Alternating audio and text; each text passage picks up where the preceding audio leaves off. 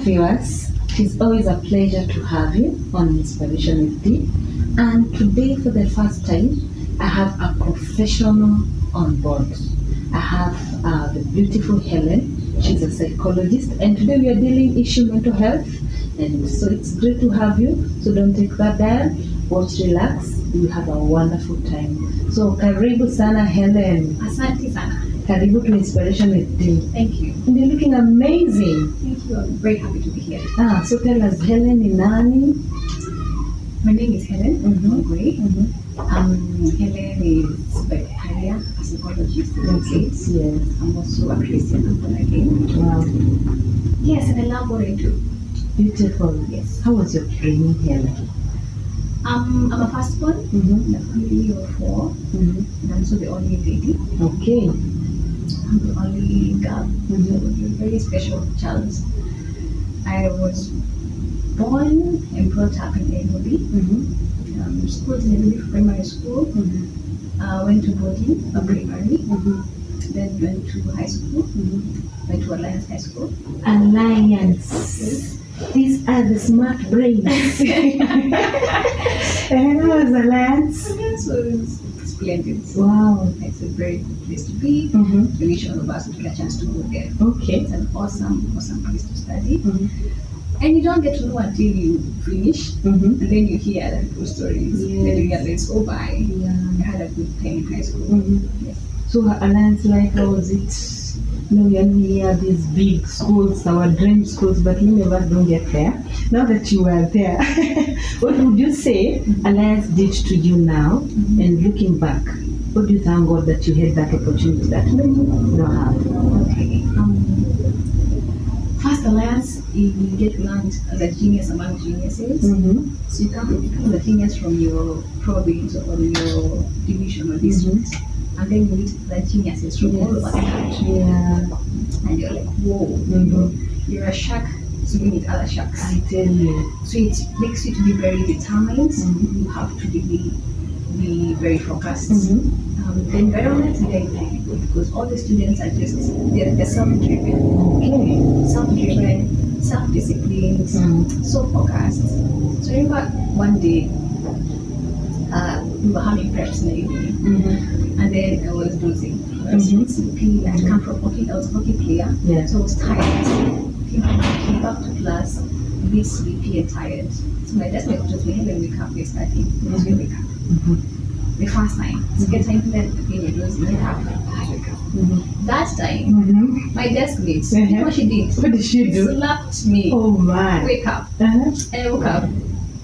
And the point of that is that people are so driven to study. Someone can slap you to just wake up, and you won't catch feelings. You actually appreciate that. Till today, we are very good friends. Wow. So the environment is geared towards ensuring you as a learner, you don't distracted. You're focused. You're disciplined. You're very competitive. You're focused. To just really work hard. So people don't believe what Alliance. People really work hard in Alliance, but people don't do that. Yeah, we had nowadays I hear people have to be told to wake up. As people, it was the opposite. We had to be told to go sleep early. Wow. Yeah. Prefects were there to ensure that people don't stay awake beyond some hours, because people will stay awake reading, studying. Okay. Yeah. And also you have to make sure nobody wakes up before 4. Wait a minute. Yes. You are checked so that you don't wake up too early. Yes. Okay. Yes. Okay. So you see the environment there was really so charged up for focus. Okay. You don't have a choice. Yes. You either focus or focus. Yes. And then when did you go to the university? And I went to University of Nairobi. Wow, Nairobi University. Yes. But those years used to have a 2-year break. Okay. We used to have a 2-year break before joining campus. So in the 2-year break, my parents proposed that I do counseling. Okay. To pass time. Okay. And I was very hesitant. I was keen on pursuing BCom. BCom was the in thing. So I was so keen on pursuing BCom, marketing option, and pursuing my corporate career, making money, living a good life. Yes. And then my parents proposed I go to counseling, and I was very resistant. I was very hesitant, not to the waste of time and money. But then out of obedience, and since I had time, I went to do this course. And now to make things even more worse, when I went to the class, I was the youngest. Yeah. So I had a diploma course of 2 years. I was the youngest. All the women teachers. So I felt, oh God, what am I doing here? So that course I did for the sake of my parents. I did to the very end. To the very end, we had to do a practicum. So my practicum was at this called Kigiti in Kiambu, a juvenile center for girls. So that time they didn't have counselors there. It was around 2 or 7. So you get to know how old I am, or how young I am. So 2 or 7, 2 or 7, 2 or 8, somewhere there. Yeah. I went there to do my practicum, and I met young girls. So in a juvenile center, it's where any child who commits a crime will not go to prison. They go to centers, and they continue with their learning, but also getting rehabilitated. So I met, my eyes were opened to the side I had never experienced. I was a protected child, just a normal upbringing. So I meet these girls who had done so many things, who had gone through such unfortunate experiences in life at a very young age. I was young, they were younger, and I was shocked. What they have gone through at their that age. And the saddest was lost their parents. So that time the center was housing all sorts of children. We had just come from the social violence, so they were housing children who had been displaced, who had lost their parents. And they were very happy to have a counselor. Young, but they will come to me, and they would prepare the clients for me to see. So each time I went there, I had my list of clients to attend to, and I would go there and listen to them and help them with the issues they were having. And the girls were so happy to see me. They were eager, they were excited. And I finished my practicum. After then, I was doing it again for the sake of my parents told me to go do this. So when I finished my practicum, one day I just came in Nairobi. Then I hear someone calling me Councillor Helen in the streets. So that time I didn't have the councillor tag. Now maybe, but that time I wasn't councillor anywhere. So I looked back and there was this girl. And she said, don't you remember me? You came to Kiligiti and I was there and you helped me. And now I am here, I'm doing ABCD. Remember, I was doing it to fulfill the requirements to graduate and finish this course, but I was still doing professionally. I was using my skills and my knowledge. But then hearing that testimony, that I changed somebody's life. I Damaris, I was touched. It was. Wow. I was keen on making money and having a good life. Then I realized there's something more in this life. This skills I had acquired, this knowledge I had acquired, I could use it to have positive impact, to transform people's lives, to heal people's lives. Wow. And so I decided I want to pursue this career in counseling. What? Yes. I changed my mind. From the become wanting to grow in the corporate sector. Yes. Now having to deal with people's issues. Yes. Wow. Yes, and to have a positive impact and to just help people with the issues they were having. And now I told my parents, hey, you know what? I have really enjoyed this counseling. I want to pursue it. And they were like, no way. We didn't want this to be your career. Yeah.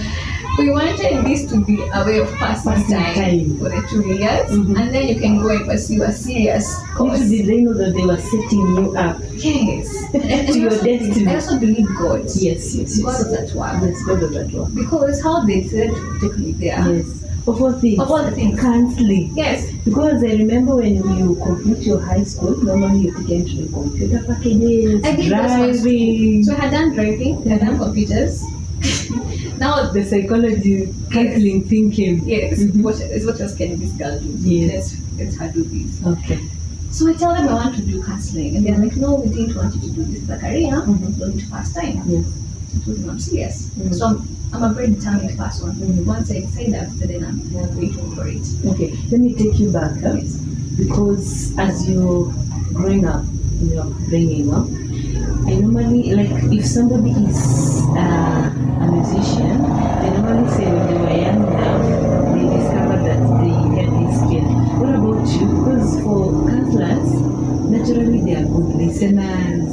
How was it for you? Did you realize then after some time that I had this thing in me? Were you a good listener when you were young? Was there any connection? Well, maybe I was a prefect. I was okay, of course, in the first born, you somehow have to care about the other children. I remember one incident in primary school. I was in boarding. So there was this girl who we had a fire incident. Okay. So I was the one tasked to go and help. So the girl who was expecting, and somehow I ended up being the one to go and help her share what was going on. Okay. Remember, we sat somewhere behind the classrooms, and she opened up to me. She told me that she didn't want to be in the school. Okay. Her parents had forced her to be there. Okay. That's why she had tried to burn in school. So that's the first thing I remember of me wanting to be in the counseling field. I can't say I was very keen on career per se from my young age. Yeah. I just knew that, I mean, just as a young girl, you want to be in a place where you're enjoying life. Yeah. I mean, I remember I had dreams of becoming an air hostess, but there was that book writing about air hostess. But then in high school, I got a bit more focused. Yes. So I got a bit more driven. Yeah. So I didn't want a career which wasn't sort of like, which was laid back. Okay. So I was keen on a career where I would experience growth, I would be stretched, Yes. I would just expose me, I would okay. So I can't really say that I was really a counselor. I was more a counselor. Then I'll take us back to now you're in campus, you told your parents you want to now do this thing. Yes. Then the shock. Yes. Then what happens next? So I was called to the job admission. Then we had jobs. Now we have the CUSIPs. Okay. So joint admission board had come to go and do Bachelor of Arts. So Bachelor of Arts, my parents had offered me to go and pursue the com on a self-sponsored program. Okay. So I went to the BE option. Then I changed You changed. to counseling without them knowing. Okay. When they discovered, they told me there was a bit of disagreement. They told me, well, it's your course, your choice, but if because Akazi, don't say come back we need to us. warning. Yes. So given that warning, I knew I had to be very serious and very keen. So I passionately pursued my studies. Yes. The other thing is that this counseling diploma that I had despised gave me a very good grounding. Because in the diploma course, it's very experiential. You get to do the practical skills, you got to practicing class, group work. So I had the hands-on skills. I also got my first exposure to the counseling experience, do the discussion violence in 2007-2008. Yes, I went to help victims of PDB in a place called somewhere along the here in Bodo. Okay. So I got into the counseling world. Counseling, helping people that they were really wounded, they were hurt, they were bitter, and helping them now come to terms with the psychological trauma. And that's how now I got into the counseling world. I did my degree with University of Nairobi, counseling psychology, graduated, and got into working, pursued my career, and so far, so good. Wow. Yes. And in counseling and psychology, mental health has become such a big thing. And because we have Helen on board today, she's talking to us and she'll tell us more about this mental health. So Helen, talk to us. Mental health has become so big in our society today.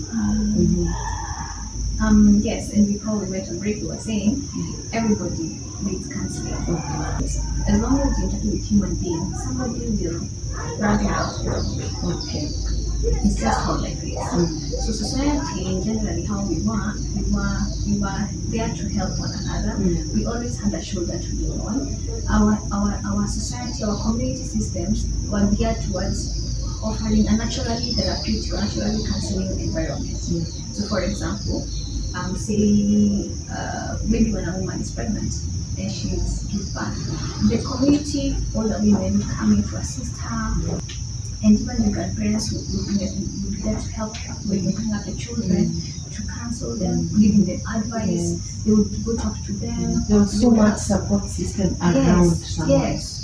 So our African system was very therapeutic. Yes. Was naturally very counseling like. Yes.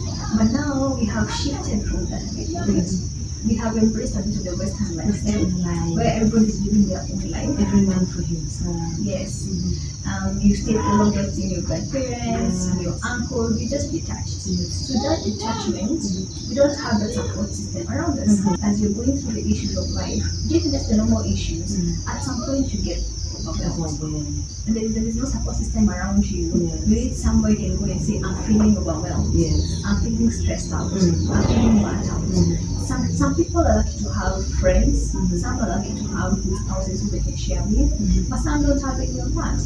And that's now where counseling becomes very essential. Say you just came even on maybe you're a pastor, for example, and you're doing your ministry, you're working with people, some may be difficult, some may be easy. You need a safe place you can say, I'm having a difficult time with a pastor, without shame, without fear. Maybe somebody somewhere is a boss or supervisor, and you're working with your people who is supervising, and they can be easy or difficult. And you need a space where you can say, these people are giving me a difficult time. Yeah? But when you keep it inside of you, that's when we have people struggling with issues. And maybe you're angry, you're getting too much work, you feel frustrated, you feel somebody has done something wrong to you, and it eats you up. Now when it eats you up, it becomes too much. It becomes our mental health issues, not the ones we talk about anxiety, depression, and many others. And nowadays we are saying there is no health without mental health. The same way you take care of your physical health, you eat well, you exercise, if something is wrong somewhere, a headache, you want to see the doctor. It's the same way you should take care of your mental health. When you feel your moods are not okay, you're suddenly getting angry all the time. And if people are wondering at home, why is mom always so angry? Why is my wife, why do we have to walk on eggshells around her? We need to get checked out. Maybe you are a very bubbly, jolly person, and suddenly you become gloomy and you become withdrawn and isolated. That is a reason for concern. Just come or see a counselor and tell them, I have seen a change in your personality. And maybe you don't even know what's going on. Then with assessment, clinical assessment, you can tell you this is what you're going through. On a day-to-day basis, the day-to-day occurrences, you can be able to tell and see this person from how you're observing their behavior or their emotional well-being, something has changed. And that can be a way of telling us they need counseling or they need to get help. So that's why I think mental health is very important. And what would you say is the main cause of this current generation, the young people, having to deal with mental health and issue depression, compared to the older generation? Some of these things never happened with our parents. Why is it happening and affecting our generation? True. So it's true that some of these things they were very unheard of amongst our parents. There are several factors towards that. I'll pick a few. One is the times we're living in. So many of us, our parents, when you hear their stories, they grew up in the countryside. They grew up in a farm setting. So in a farm setting, you wake up early in the morning, you have to go and get milk the cow for the milk for the breakfast. Then it has to go to the lake that to be taken, and then maybe you have to light the fire to make the tea. You have to run the water. There's already enough chores with in the morning before you even think about going to school. Going to school, there were no buses then, so you had to travel by foot and walk a long distance. And without shoes. Without shoes. They all didn't have shoes. Many didn't have uniform. They didn't even have school. Some of them. They were schooling in very unconducive environments. So there was all that. And then now we have in the evening they come from school. Again, they have a list of chores to do. Go fetch water in the river somewhere far away. Go fetch firewood. Go see to the animals. There were so many things to get done, and you had to do all of them. Now, come to our generation. The script is completely different. We live in urban settings. Even in the out of Nairobi, you still in an urbanized setting, so to say. And everything is a bit more stupid. I'm not saying it is bad, but what our parents had that time, they had the benefit of those experiences building a toughness, a tough skin. Yes. What we call resilience. Okay. And that resilience enabled them to be able to persevere through what seems to be the challenges of life.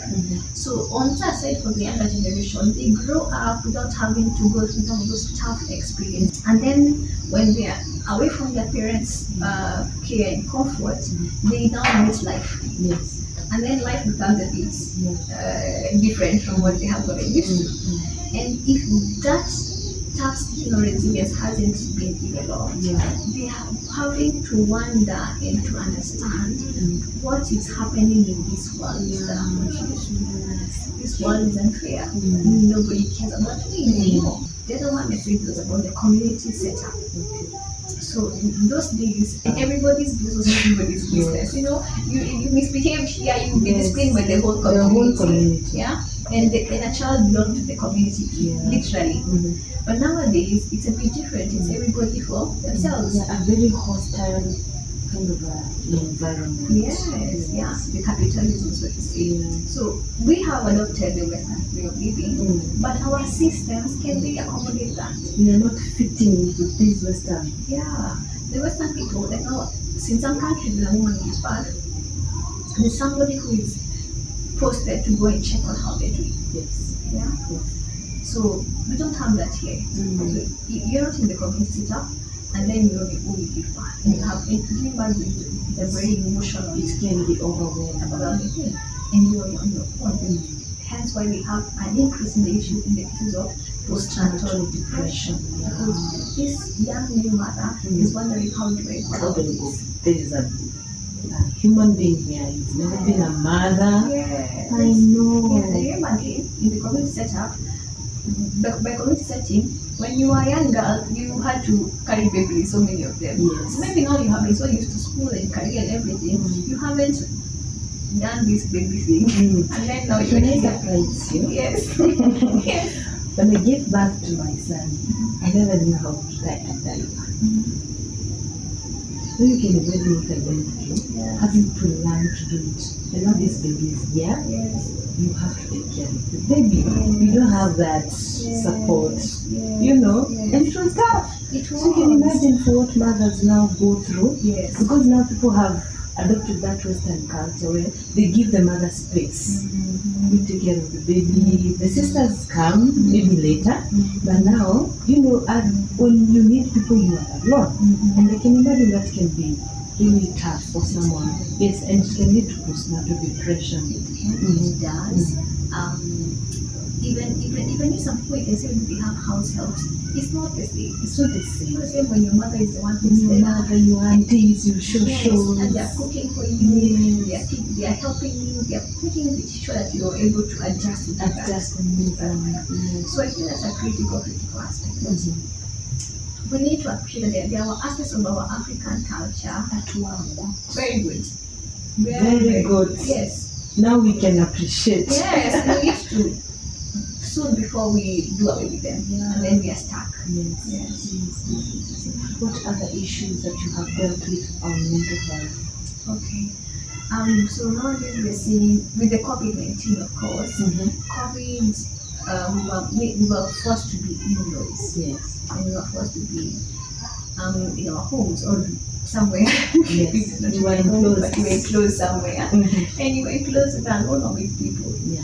Now with COVID-19, the mental health issues became more severe. Yes, because remember we used to have routine, and the safety in routine, the safety in certainty. Suddenly now we are thrown to one of uncertainty, and our minds are having to deal with change. And change is not very easy even for us. Yeah. So we are having to make sense of this new system that we don't even know anything about.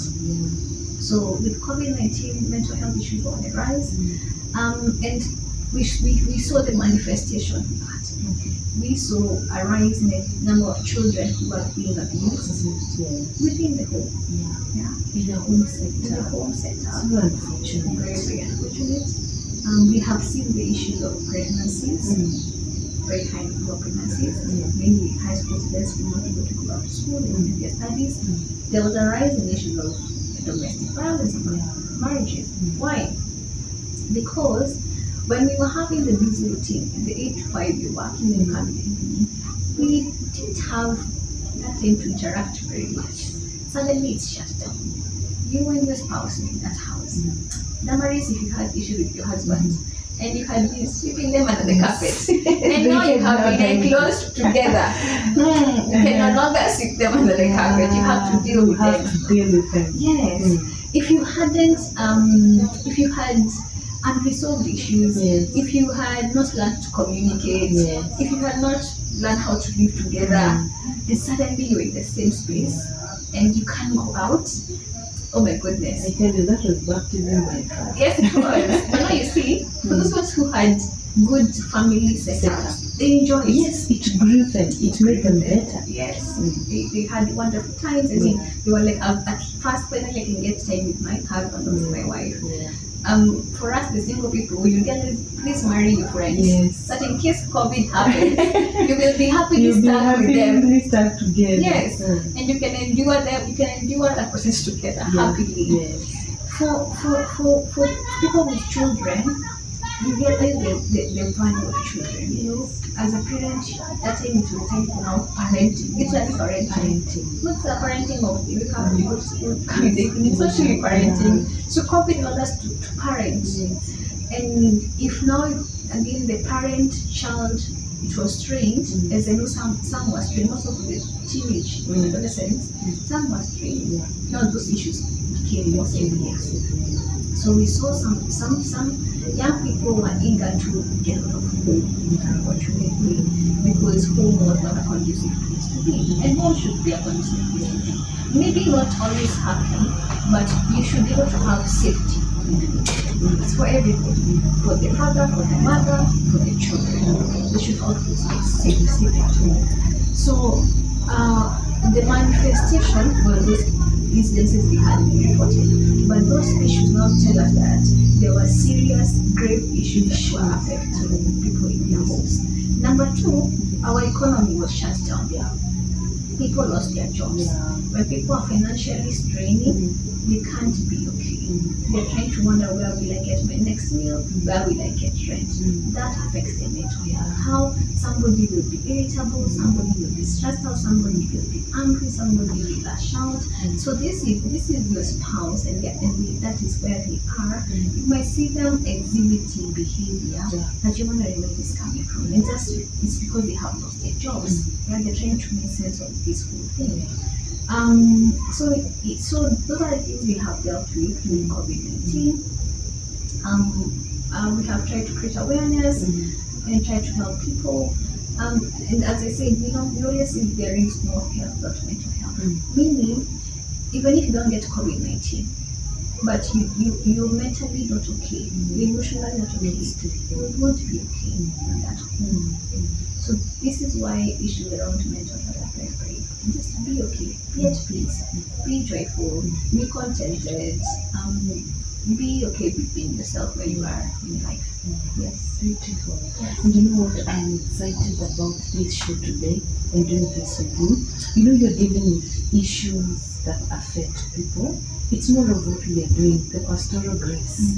Only that you're doing it on a professional platform. But I love it when you have to deal with what is affecting people. You know, the issues of the heart. So I want to know, you from that angle, what is the role of Christianity or I would ask, what would you advise us who now deal with it from a spiritual angle to look at these issues that affect people from a spiritual perspective? Or how do you look at it yourself? Okay, it's a good question. So as a human being, you have various components. Yes. You have various parts of you. So you have your physical part of you, spiritual part of you, psychological part of you. We have all those components which make now the whole you the whole. So if one bit is not okay, it affects the other. Yeah. So at times you find that people who are grounded, I'm a Christian and I'm born again. And I find that many times having God in my life gives me a grounding and gives me a sense of stability. Especially like now when we have had the whole COVID issues and so many issues of life, when you feel like you don't have anything else to be able to hold on to, you have that grounding of the Word of God. Because the Bible gives us hope in so many scenarios. It gives us such hope, it gives us something to look forward to. So when we see some issues around mental health, many times we see people have really lost hope in life. Hence why the community feel that nobody can help them in this world. They have become completely hopeless and they have become completely helpless. That there is nowhere they can get the help for their problem. They feel this is too much, nobody can understand. So when you, as a Christian, and this is about the people who are grounded, who know the Word of God, who believe the Word of God, and who walk the Word of God, you know that you will face tough times. But the Word of God and believing God gives you one faith, it gives you hope. You know that there is somebody who is watching over you. The Word of God says He will never forsake us. So you know that even if you're going through rejection, maybe by your boyfriend or by whoever, that is sort of okay. You're told that even though you walk through the valley of the shadow of death, I shall fear no evil. So there's a way, being a Christian, it gives you a grounding that helps you when you're going through these tough scenarios and tough issues. When we talk about the fruit of the Spirit, love, joy, peace, patience. Now, peace is the opposite of anxiety. When somebody is having anxiety, many times we don't have peace. So the fruit of the Spirit helps us in a big way also to be able to replace peace. Yes. Yes. But having said that, if you can be a grounded Christian and still have mental health challenges, so you need to really understand that somebody can be a Christian and have mental health struggle. Yes, struggle with mental health. Same with struggle with your physical health. And so then that please reach out. Just sharing. Yes, just sharing. Please. Yes. Please reach out. Yes, please do. Please do. So if someone wants to reach you, maybe you can tell us how they can reach you. Someone who could feel they need your help. Talk to somebody who is going through that, or could be going through that, or has gone through that, and need that psychological support. So I'm available to offer psychological counseling. My telephone number is 01101163019. Wow, reach out to Helen. She's there for you. She walked the journey with you. Thank you, Helen, for doing this with us. You're welcome. It has been great.